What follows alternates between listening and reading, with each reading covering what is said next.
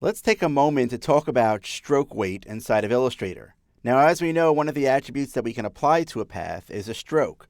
So for example, if I took, let's say, just a regular rectangle right here and added that to my artboard, I can specify a stroke weight of, say, about 20 point, for example. Now, we already know that the weight of a stroke refers to the thickness of the stroke itself. By default, the thickness of a stroke is consistent along the entire path, meaning that at any point along this path, the stroke weight is going to be 20 points. One of the new things about Illustrator CS5 is the ability to create something called variable width strokes. Using that feature, you can actually vary the weight of a stroke as it travels along a path. However, for the most part, a stroke is actually going to be consistent along the entire length of the path. Now I'm going to zoom in just a little bit here on this rectangle itself, because you'll notice that the actual path itself here appears on my screen. We can see the actual 4 anchor points of the rectangle.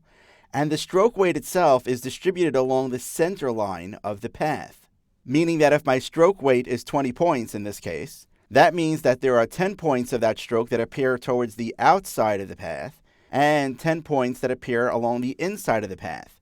So the weight of the stroke actually kind of like straddles that path itself. And this is Illustrator's default setting. Now, as of Illustrator CS3, we did get some options inside of the stroke panel that allow us to align our stroke either to the center line, the inside part of my path, or the outside part of my path.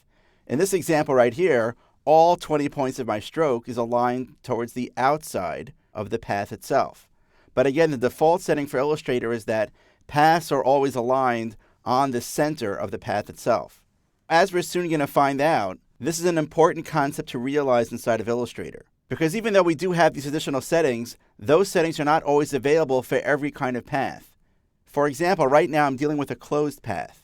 However, for open paths inside of Illustrator, those additional align settings are grayed out, meaning that when you have an open path, you can only align a stroke to the center line of the path itself. But we're going to come back to this concept several times throughout the training, so keep this in the back of your mind, that Illustrator by default always aligns the thickness or the weight of a stroke along the center line of the path.